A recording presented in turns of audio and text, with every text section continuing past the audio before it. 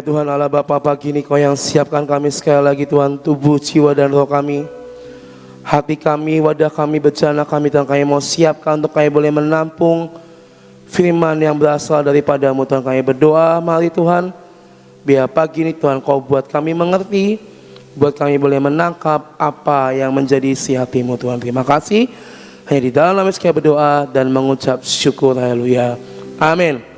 Shalom, selamat pagi Bapak Ibu Saudara semuanya. Ya, hari ini saya dapat tentang GPS, saudara ya. Kita kalau misalnya di mobil tuh ada yang namanya, di HP juga ada yang namanya GPS ya. Tapi ini bukan GPS yang ada di mobil, tapi saya boleh artikan adalah God's Positioning Spirit, yaitu roh penuntun Tuhan yang akan menunjukkan di depan kita. Nah, saudara, kenapa hari-hari ini kita perlu yang namanya GPS ini dalam hidup setiap kita? Kita ini kalau keluar kota kan, kalau misalnya kita pergi ke pulau-pulau, itu udah pasti satu, GPS ini harus ada ya. Pengalaman kami yang pernah dikirim ke pulau-pulau itu, kalau kita naik mobil dikirim ke suatu daerah yang kita nggak tahu jalannya seperti apa, kita cuma dikasih alamatnya, ini seperti ini, langsung udah otomatis yang duduk di depan, yaitu yang nyetir dan yang sebelahnya, langsung pasang GPS supaya apa? Supaya tidak nyasar dan supaya nyampe di tujuan yang sudah ditentukan. Kita aja kalau misalnya pergi itu perlu yang namanya GPS supaya kita ini nyampe. Kalau secara bahasa Indonesia, GPS itu adalah Global Positioning System. Itu yang ada di HP kita, Google Maps lah, Waze lah, dan segala macam. Itu tuh berkoneksi dengan satelit yang ada di bumi ini, saudara. Jadi kita ngetik di handphone tujuannya, misalnya tujuannya rumah roti Mawar Sharon gitu ya, langsung nanti keluar ada penunjuknya, ada blok biru yang dan tanda panah yang menunjukkan kita harus ke jalan mana. GPS ini terhubung, terkoneksi dengan yang namanya satelit yang ada di atas bumi ini. Tuhan Yesus itu pun juga sama seperti satelit, terhubung dengan kehidupan kita. GPS aja nih bisa membantu kita menunjukkan arah. Membantu nggak sih Bapak Ibu Saudara? Kalau yang pernah pakai GPS itu membantu nggak? Ya, membantu sekali ya. Apalagi kalau misalnya lagi liburan ya, kemana-kemana gitu kan, kita pakai GPS. GPS membantu sekali kita untuk ditunjukkan jalannya. Udah di set tujuan akhir kita kemana, di mana, supaya kita cepat sampai. Dan namanya GPS itu kan ada suaranya ya kan. Dalam 500 meter belok kanan ya kan. Dalam 200 meter belok kiri. Kalau enggak dalam 100 meter putar balik ke jalan A, B, C, D, E. Itu sangat lucu sih, kadang bisik tapi kadang ya seru juga dengernya ya kan. Nah, cara kerjanya seperti itu Bapak Ibu Saudara. Menunjukkan dalam 500 meter belok kanan. Berarti kita diharuskan dan diwajibkan belok kanan after 500 meter. Apalagi kalau misalnya jalannya ini ada gang, jalan, kadang kan bingung ya, ini mau di jalan yang mana. Nah, kadang kita ini terlalu banyak pintar, jadi udah tahu after 500 meter belok kanan, tetapi ketika melihat, oh ini ada jalan gede nih, kayaknya bisa lebih cepat. Akhirnya apa? Sebelum 500 meter udah belok dulu. Ya kan? Padahal udah jelas-jelas si operator yang ngomong dalam 500 meter belok kanan. Tapi ini mungkin baru 300 meter ada jalan yang kita lihat yang istilahnya, oh ini jalannya lebih gede nih, lebih kayaknya bisa lebih cepat motong jalan. Kita belok, ya kan? Nah, GPS ini kan udah di set after 500 meter belok kanan. Tapi karena sebelum 500 meter kita udah belok kanan, apa yang dia perbuat? Dia akan merefresh arah dan tujuan dan jalannya mengikuti kita belok tadi sebelum 500 meter. Dia akan langsung ngubah mapsnya, tanda birunya itu yang tadinya lurus kanan langsung berubah, langsung ngikutin posisi di mana kita berada. Nah, pertanyaannya, pernah nggak Google Maps ini atau GPS ini ngomong, udah tahu dibilang 500 meter, udah belok duluan, dasar bandel kamu. Pernah nggak? Sok kepintaran sih, akhirnya kan tambah jauh gitu kan. Udah tahu saya udah kasih jalan yang baik, yang pas saya tunjukin, kamu malah belok kanan. Apa Google Maps atau GPS ngomong seperti itu, saudara? Enggak. Tapi dia langsung merefresh jalan yang baru. Dia langsung menunjukkan arah yang baru. Kadang kita memilih jalan sendiri. Kadang kita bandel, saudara. Udah tahu, dikasih tahu setelah 500 meter belok kanan, tapi ini belum 500 sudah belok kanan. Google Maps tidak menghakimi dan tidak ngomong dasar kamu bebal ya, udah dikasih jalan yang enak nih, malah belok duluan. Itulah cara kerja Tuhan dalam hidup kita. Kadang kita bandel nggak ngikutin caranya Tuhan, saudara. Kadang kita bandel gak ikut di dalam jalan yang sudah Tuhan tentukan di hidup kita. Tapi apakah Tuhan bilang dasar kamu bom-bom ya, kurang ajar kamu gak benar kamu ya.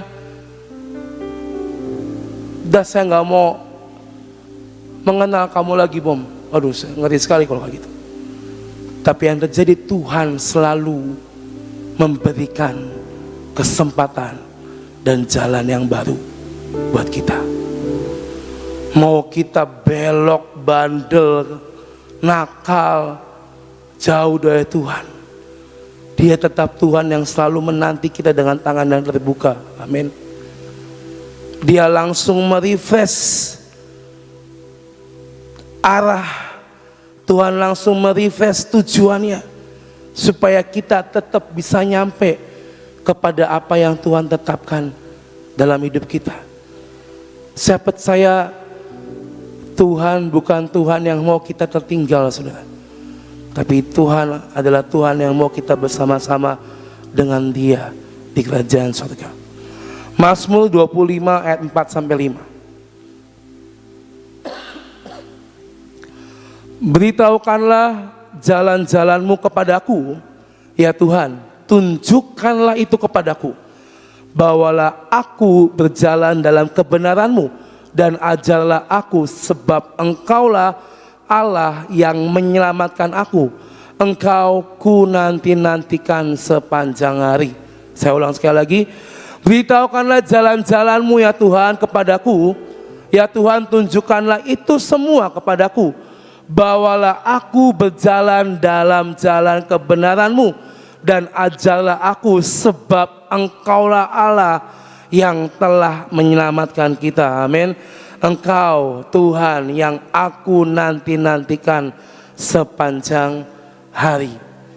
Kita adalah umat tebusan Allah. Amin. Kita sudah ditebus dengan darahnya yang mahal, maka dari itu sudah sepatutnya kita membalas apa yang sudah Tuhan lakukan bagi hidup kita. Dengan cara apa? Berjalan di dalam jalan-jalan Tuhan. Dia laksana Google Maps always yang menunjukkan jalan untuk kita lalui, yang menunjukkan jalan untuk kita jalani hari demi hari. Tadi saya bilang Google Maps saja itu nggak marah kalau kita ini belok sebelum yang sudah ditentukan. Tuhan itu, saya percaya itu sabarnya panjang buat kita. Kita mau jauh balik, Dia tetap Tuhan yang menerima setiap kita. Seperti yang tadi GPS lakukan, Dia merefresh ulang lagi rutenya, diubah lagi jalannya. Tetap tujuan akhirnya rumah roti mawar Syaron. Tapi karena kita dari jalan ke Sambi harusnya lurus, kita kadang bandel belok ke Sutomo atau ke jalan Satria yang harus melewati jalan-jalan yang kecil. Tetap akan nyampe. Kalau misalnya kita belok jalan Satria, kita akan ditembusin sampai lurus, mentok, nanti belok kanan, nembus Ampera, keluar, belok kiri ke Tentara Pelajar, putar balik, ya, nanti lewatin Koyongyong dulu, baru nyampe ke rumah Tante Ina. Coba kalau ngikutin yang awal, dari Kesambi Supendo lurus, lewatin 2 rel, belok kiri, lurus, nyampe, bener? Kadang kita terlalu memilih jalan sendiri, akhirnya harus berkelok-kelok. Tapi tetap GPS itu menunjukkan jalan yang harus kita tempuh sampai kita akhirnya sampai ke rumah Tante Ina. Begitu pula Tuhan, saudara.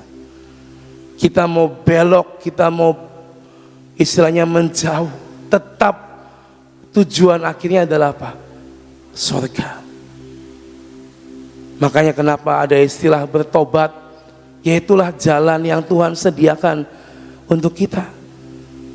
Itulah gambaran Tuhan bagi hidup kita. Dia akan menuntun sebagai roh penuntun dalam hidup kita supaya kita bisa jalan di jalan yang tepat dan sampai ke tujuan yang tepat. Dia Tuhan yang akan menuntun kita. Dia Tuhan yang akan berjalan di depan kita. Sebenarnya kita akan menghadapi ibadah akbar, ya. Ini semua lagi sibuk, tim GK lagi sibuk, semua tim lagi sibuk. Perlu yang namanya roh penuntun di hidup kita, supaya kita tahu apa yang harus kita siapkan, apa yang harus kita perbuat, apa yang harus kita lakukan, biar semuanya itu tepat di hadapan Tuhan. Yohanes 15 ayat yang keempat. Yohanes 15 ayat 4 berkata, beritahu Yohanes 15 ayat 4, tinggallah di dalam aku dan aku di dalam kamu, sama seperti ranting yang tidak dapat berbuah dari dirinya sendiri kalau ia tidak tinggal pada pokok anggur. Demikian juga kita tidak bisa berbuah kalau kita tidak tinggal di dalam Tuhan. Semuanya mau berbuah hidupnya, amin. Ya, perlu yang namanya tinggal di dalam Tuhan dan Tuhan di dalam kita. Karena kalau kita tinggal, ada Tuhan di dalam hidup kita, Dia Tuhan yang akan menuntun dan menavigasi kita kemanapun kita melangkah, saudara. Dia Tuhan yang akan menunjukkan apa, kemana, sejauh apa yang harus kita lakukan, apa yang harus kita perbuat. Dia Tuhan yang akan membuka jalannya bagi setiap kita. Tadi kita sudah nyanyikan lagu Now Heaven Be Open. Saya percaya ketika surga terbuka atas hidup kita, gak ada satupun yang bisa menutupnya. Itu yang Tuhan akan tunjukkan, akan tuntun kita untuk kita bisa mengalami semua janji dan firman-Nya jadi daging dalam hidup kita, saudara. Tanggal 1 nanti akan ada ibadah yang luar biasa. Ayo, hari-hari ini persiapkan Tuhan. Aku mau aktifkan GPS-mu Tuhan, biar aku bisa berjalan, mempersiapkan apa yang harus aku perbuat. Tuhan yang menuntun langkah hidupku yang berjalan di depanku, supaya aku nanti tanggal 1 bisa menerima semua janji firman, semua yang baik jadi dalam hidupku. Kita nggak bisa jalan sendiri, amin. Kita perlu Tuhan. Kita perlu Tuhan dalam jalan-jalan kita. Apa sih tujuan kita sudah dalam hidup ini? Kalau boleh saya definisikan dua hal. Tujuan kita selama kita masih hidup di bumi ini apa? Kita menggenapi firman-Nya, dan ini yang paling disuka, beroleh berkat. Bukan cuma kita ngomong, oh tujuan saya selama hidup saya cuma mau terima berkat-Nya tanpa mau kerjanya.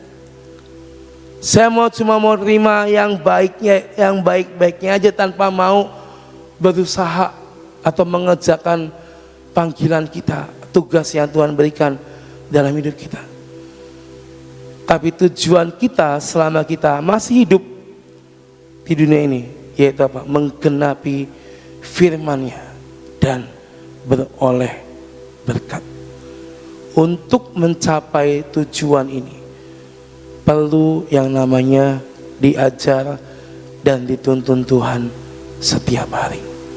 Kita buka dari Yesaya 48 ayat 17 sampai ayat yang 19, saudara.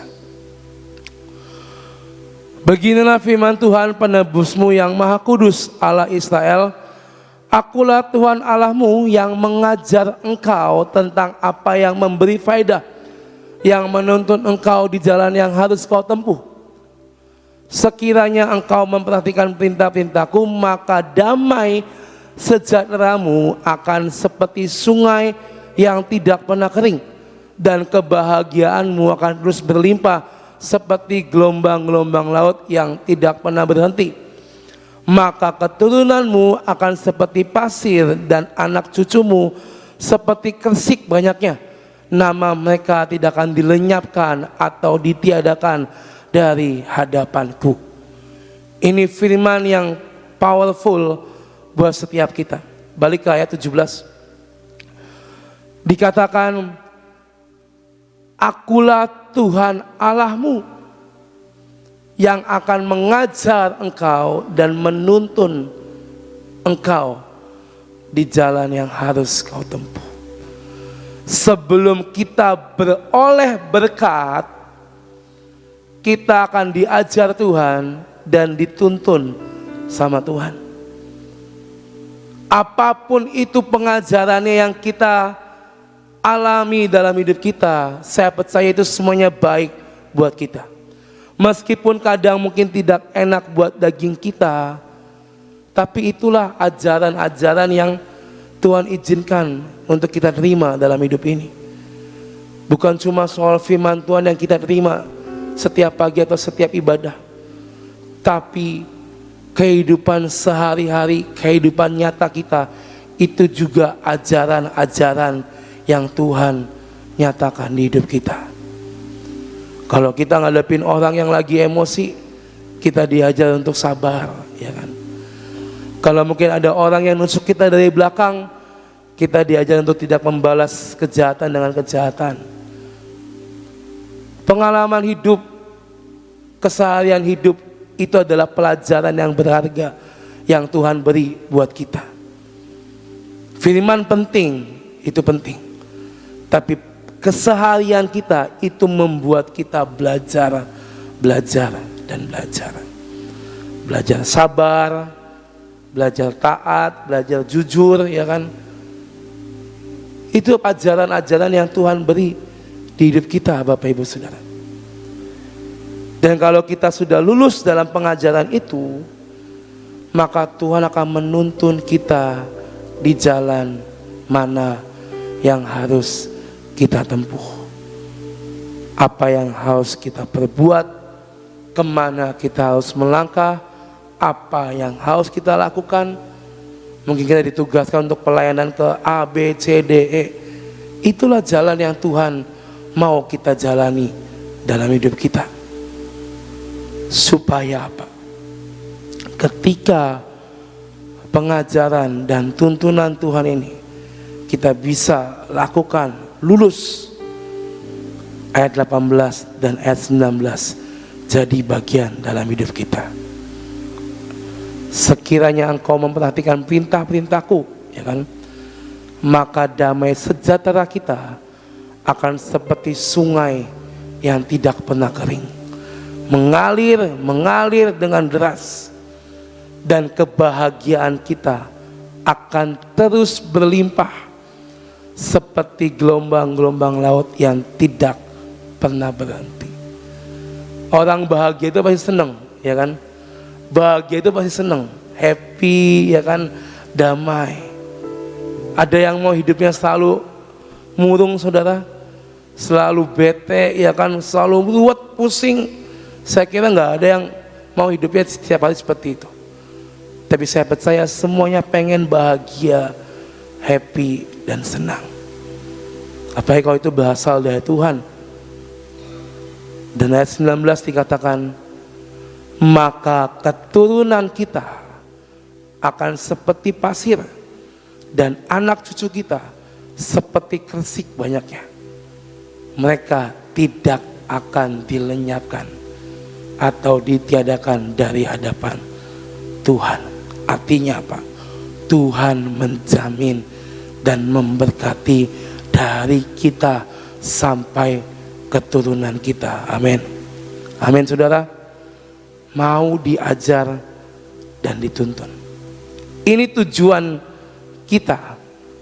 Ini tempat yang harus kita lakukan, yang harus kita tuju selama kita hidup. Maka aktifkan GPS kita dan katakan, Tuhan, tujuan saya yaitu diajar dan dituntun, biar aku bisa lulus dan nyampe, Tuhan. Dan tujuan yang kedua apa? Tujuan yang paling mulia, yaitu kerajaan sorga jadi bagian dalam hidup kita. Yohanes 14 ayat 1-4 dan ayat 6. Janganlah gelisah hatimu, percayalah kepada Allah, percayalah juga kepadaku. Di rumah Bapakku banyak tempat tinggal. Jika tidak demikian, tentu aku mengatakannya kepadamu, sebab aku pergi ke situ untuk menyediakan tempat bagimu. Dan apabila aku telah pergi ke situ dan telah menyediakan tempat bagimu, aku akan datang kembali, membawa kamu ke tempatku, supaya di tempat di mana aku berada, kamu pun berada. Dan kemana aku pergi, kamu tahu jalan ke situ. Ayat 6. Kata Yesus kepadanya, akulah jalan kebenaran dan hidup. Tidak ada seorang pun yang datang kepada Bapa kalau tidak melalui aku. Aktifkan lagi GPS-nya, tulis kerajaan sorga.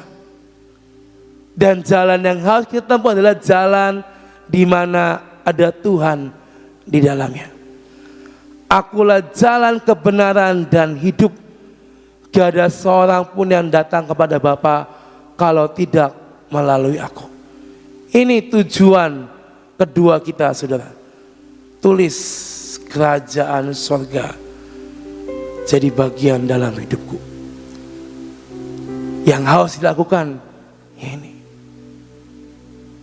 hidup jalan di dalam Tuhan. Tadi sebelumnya Tuhan ngomongkan, aku akan pergi dulu ke surga, nyiapin tempat buat kita, dan nanti aku akan datang kembali. Dikatakan Tuhan akan datang yang kedua kali untuk menjemput kita di awan-awan karena tempatnya sudah siap.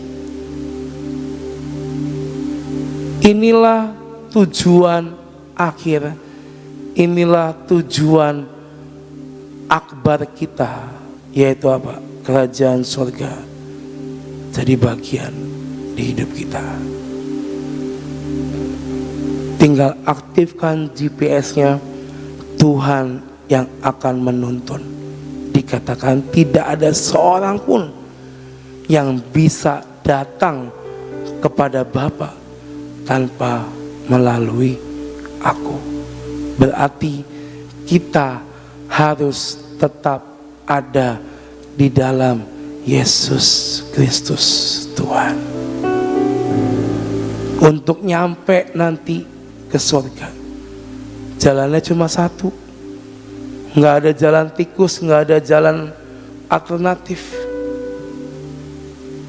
Cuma satu jalannya, yaitu melalui Tuhan. Abraham ketika dia keluar dari Ur Kasdim dan menuju tanah perjanjian, Tuhan berfirman kan, ayo pergi ke tempat di mana aku janjikan kepadamu. Dulu tidak ada teknologi yang canggih seperti sekarang. Kalau dulu mungkin ada GPS, ada Google Maps, mungkin Abraham tinggal tulis tanah Kanaan, ya kan, nanti muncul tuh jalannya. Tapi kan ini nggak ada. Modalnya hanya percaya, modalnya hanya taat sama perintah Tuhan. Ibrani 11 ayat 8. Ibrani 11 ayat 8 berkata, karena iman Abraham taat ketika ia dipanggil untuk berangkat ke negeri yang akan diterimanya menjadi milik pusakanya. Lalu ia berangkat dengan tidak mengetahui tempat yang ia tuju. Abraham berangkat, dia nggak tahu jalannya, dia nggak tahu arahnya, dia nggak tahu tempatnya, di mana letaknya dia nggak tahu. Modalnya iman yang taat dan percaya sama Tuhan. That's why kenapa Tuhan Allah itu juga GPS buat kita. Karena tadi dia Tuhan yang akan menuntun dan menunjukkan jalannya bagi Abraham dan juga bagi kita. Hari itu Abraham mengaktifkan GPS-nya ketika dia menuju tanah perjanjian. Dua hal yang dia perbuat. Satu, dia mengaktifkan alatnya, yaitu apa? Dia mengaktifkan Tuhan. Kita buka dari Kejadian 12 ayat 8. Kejadian 12 ayat 8 sama ya? Kejadian 12 ayat 8. Sorry.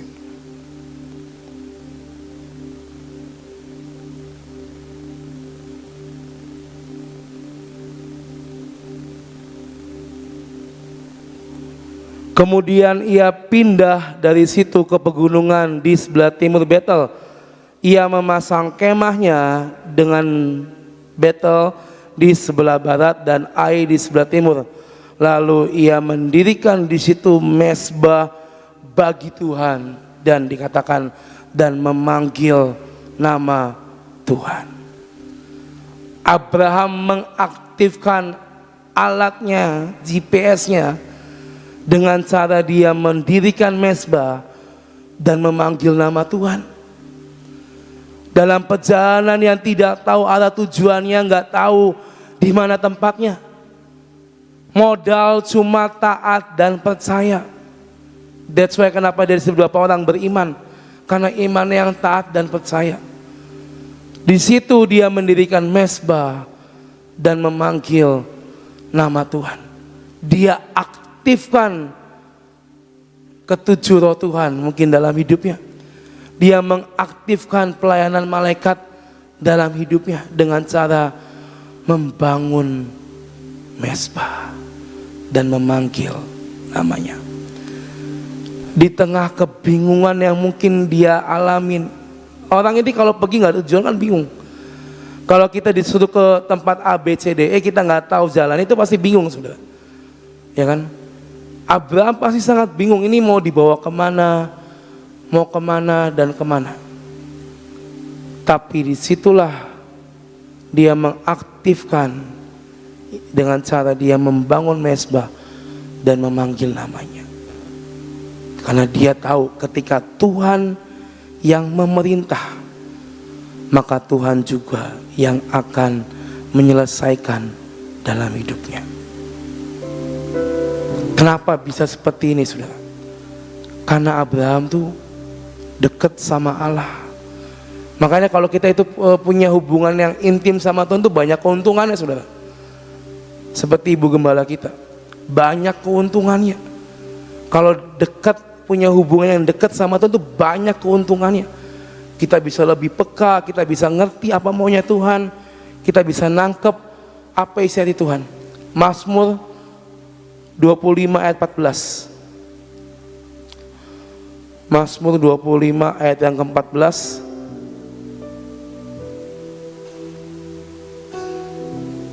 Tuhan bergaul karib dengan orang yang takut akan Dia, dan perjanjiannya diberitahukannya kepada mereka.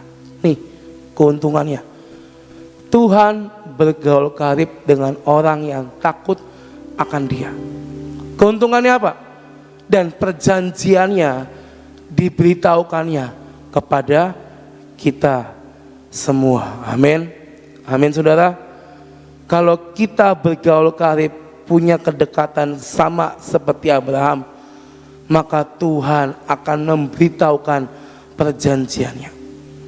Seperti Abraham mengaktifkan GPS-nya dengan membangun mezbah, memanggil nama Tuhan.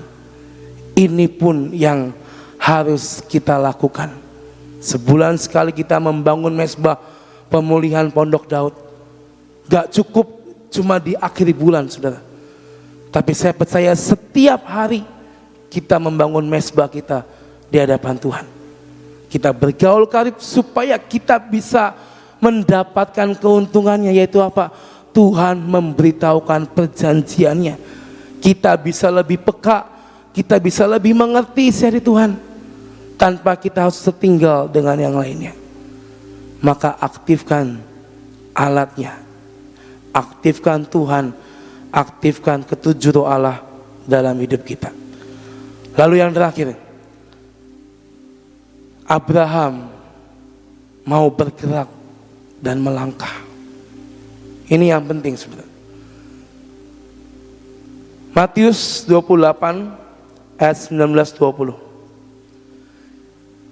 Karena itu pergilah, jadikanlah semua bangsa muridku dan baptislah mereka dalam nama Bapa dan Anak dan Roh Kudus, dan ajarlah mereka melakukan segala sesuatu yang telah kuperintahkan kepadamu, dan ketahuilah aku menyertai kamu senantiasa sampai kepada akhir zaman. Ini ayat firman buat semua murid Tuhan Yesus ketika Yesus naik ke surga. Mereka disuruh bergerak, melangkah, melakukan penginjilan. Dan kita sama-sama tahu semua murid-muridnya ngelakuin itu. Mau melangkah, mau bergerak. Abraham ketika dikatakan, Abraham siapkan dirimu ya, pergilah ke tempat di mana aku janjikan kepadamu. Tuhan gak ngasih tahu namanya apa, Tuhan gak ngasih tahu jalannya seperti apa. Tapi Abraham mau bergerak dan melangkah. Karena GPS yang ada di HP kita juga itu baru on dan aktif ketika kita melangkah. Benar? GPS ini baru akan bergerak dan berbicara kalau kita udah maju jalan, saudara. Kalau kita tetap stay diem, ya udah akan diem aja, nggak akan jadi apa-apa. Tapi GPS ini akan aktif on ketika kita mulai bergerak dan melangkah.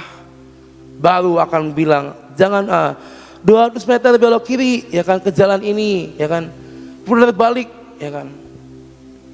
GPS saja ini baru on ketika melangkah. Tuhan yang kita percaya, kita aktifkan ketika kita mau bergerak dan melangkah bersama dengan Tuhan. Kemanapun Tuhan suruh kita, apapun yang Tuhan mau kita lakukan, bergeraklah, jangan takut. Ya. Ibadah generasi Yoel, saudara ya. Ini nih kita nih mesti bikin dari awal, ya kan. Kalau yang ibadah umum kan udah ngikutin ya, Om Nanda semuanya udah ngikutin, udah ada dari Ibu Gembala. Saya dipercaya untuk nyiapin ibadah di bawah generasi Yoel. Mesti nyiapin, ngubungin satu-satu pembicaranya, ya kan. Nanya datangnya bisa atau enggak, kapan datangnya. mesti nyiapin panitia, mesti nyiapin tugas asyir, pemusik, terus dari kota-kota mana yang bawa pemusik, banyak yang harus dilakukan. Sampai tadi malam Tante Nina ngomong, Bom, nanti asyir mau bikin kaos atau enggak, ya kan? Tante saya belum tahu nih, belum ke arah situ saya ngomongnya sama anak-anak gitu kan. Sampai akhirnya diputuskan dibedakan ya, karena kita generasi Yoel. Kalau tugas mandat ini ketika rapat di minggu lalu, 2 minggu lalu, saya dibilang nanti kamu dan lifeguard menyiapkan ibadah di bawah. Kalau saya nggak bergerak dan melangkah, saya nggak bisa bikin report buat Ibu Gembala. Saya Sabtu kemarin bikin report, update perkembangan ibadah generasi Yoel. Saya tulis semua. Saya tahu ketika tugas dan mandat yang berasal dari Tuhan, ketika kita terima, percaya, mau melangkah dan bergerak, Tuhan yang akan nunjukin jalannya di hidup kita. Saya awalnya bingung, ini saya mau gandeng siapa buat panitia, karena kan tim lifeguard itu kan kebagi sama penari juga, ya kan? Tim inti itu kebagi sama penari. Jadi saya tuh mesti mikir keras siapa yang bisa gercep, siapa yang bisa ngebantu, sampai akhirnya ini asyir ya, saya juga bingung asyir. Kadang kan waktu awal kan LG tolong bantu asyir umum yang umurnya udah 18 ke atas. Saya tuh bingung, anak-anak saya tuh umurnya 18 ke bawah semua, saudara. Saya bilang sama Om Thomas, Om, ini yang 17 ke atas sih cuma satu, saya bilang, suaminya Devlin, saya bilang gitu kan. Yang lainnya 17 ke bawah gimana, saya bilang gitu kan. Karena kan yang di bawah kan juga butuh asyir, saya bilang gitu. Oh gitu ya, berarti cuma satu ya. Coba nanti Om, kalau misalnya ada lagi, coba saya kasih tahu. Karena kan beberapa ini kan anak-anak udah ada yang kuliah, kerja di luar kota. Jadi sisanya itu yang umur 18 ke atas itu semuanya di penari. Sisanya itu ya anak-anak sekolah. Saya juga bingung nih nentuin siapa yang megang asal di ibadah Joel. Sampai kayak saya nunjuk satu anak, dan saya ini di luar ekspektasi saya, saudara. Saya ini nggak pernah nunjuk dia sebelumnya.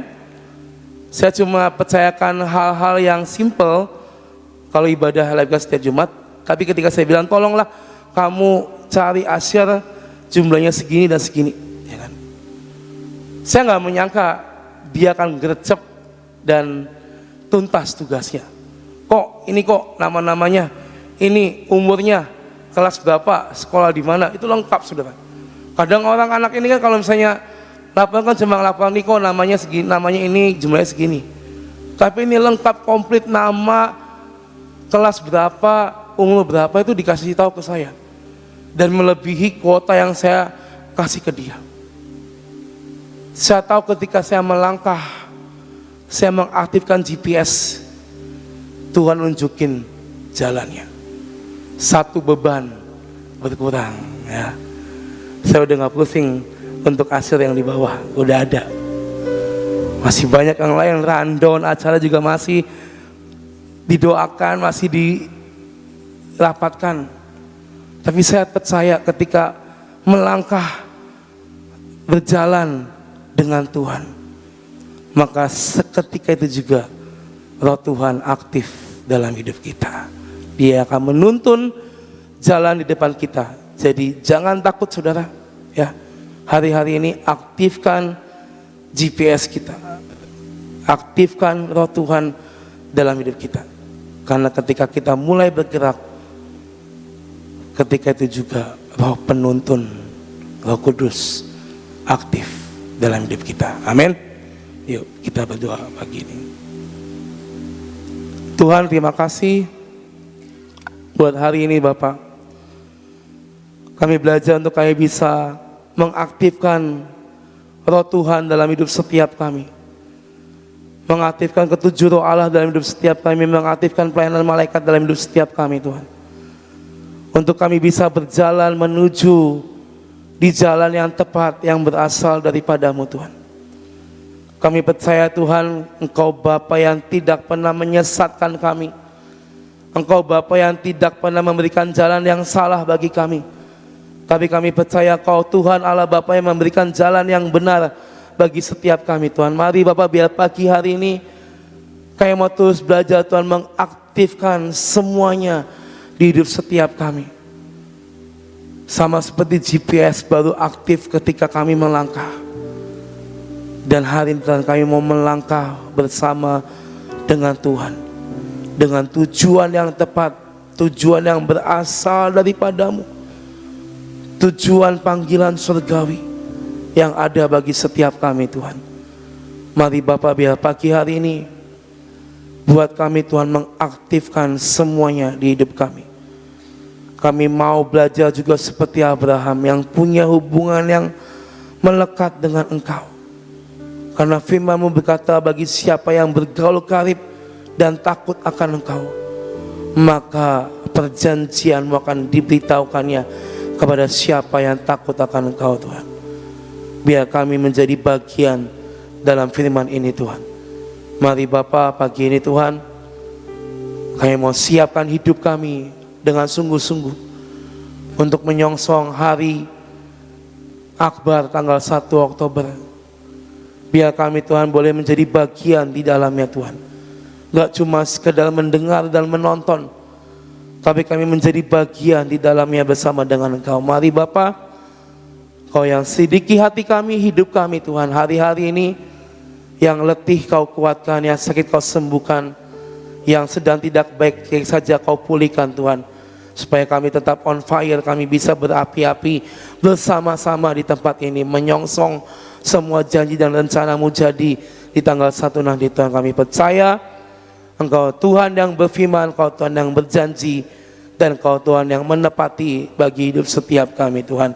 Terima kasih Bapak buat segalanya Tuhan. Pagi hari ini kami berdoa bersepakat untuk negeri kami, bangsa kami Indonesia. Mari Bapak, Kau yang pegang negeri ini Tuhan.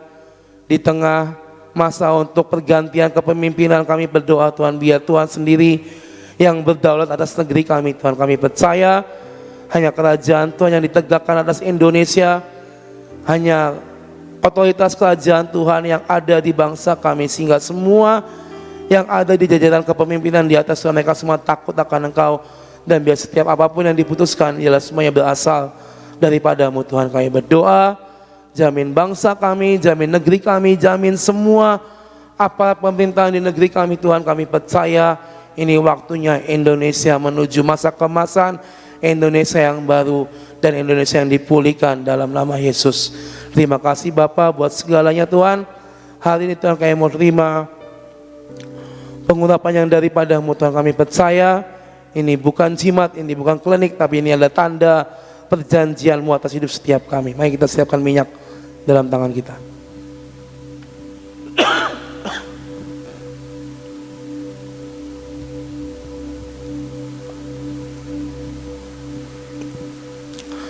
Di tangan kami Tuhan ada minyak yang sudah kami olesi Tuhan. Kami percaya ini menjadi lambang dan tanda bahwa Tuhan ada di hidup setiap kami. Kami mengurapi pikiran kami Tuhan, kepala kami, kedua mata kami, kedua telinga kami, mulut kami Tuhan, bibir kami Tuhan, hati kami Tuhan. Biar semuanya Kau jagai seperti yang Kau mau Tuhan. Biar semuanya Tuhan Kau lindungi, Engkau cover dengan sedemikian rupa sampai semuanya Tuhan boleh terjaga dengan baik Tuhan. Kami berdoa semua tegar tengkuk kami olesi, semua yang tidak baik, semua kebenaran di sini Tuhan kami patahkan dalam nama Yesus. Biar ada penundukan total, penyerahan total dalam hidup setiap kami Tuhan. Kami berdoa biar Kau yang mengurapi kedua tangan kami Tuhan. Apa yang kami perbuat, apa yang kami kerjakan dalam pelayanan kami, dalam pekerjaan kami, usaha kami Tuhan, semuanya Kau buat menjadi berhasil Bapa. Kedua kaki kami olesi di dalam nama Yesus. Kau yang kuatkan kaki kami untuk kami bisa berdiri dengan kuat menyambut kedatangan-Mu yang kedua kali, sampai kami Tuhan boleh didapati setia sampai garis akhir Tuhan. Terima kasih Bapa Buat pagi hari ini kami percaya pengurapan-Mu Tuhan kami aktifkan dan berlaku sempurna atas hidup setiap kami. Tuhan, kami berdoa untuk hari ini Tuhan, Kau yang jagai kami dari pagi sampai malam hari nanti. Apapun yang kami kerjakan, apa yang kami perbuat, Kau yang bungkus dengan kuasa darah-Mu. Kami percaya Bapa, Engkau Tuhan yang selalu ada menyertai kehidupan setiap kami Tuhan. Terima kasih Bapa, kami percaya pagi ini kami mau terima berkat yang daripada-Mu Tuhan, semua yang baik, semua yang mulia, semua yang adil terjadi bagi kehidupan setiap kami Tuhan. Terima kasih Bapa, di dalam kami berdoa dan kami mengucap syukur, haleluya, amin. Tuhan berkati kita semua, selamat pagi.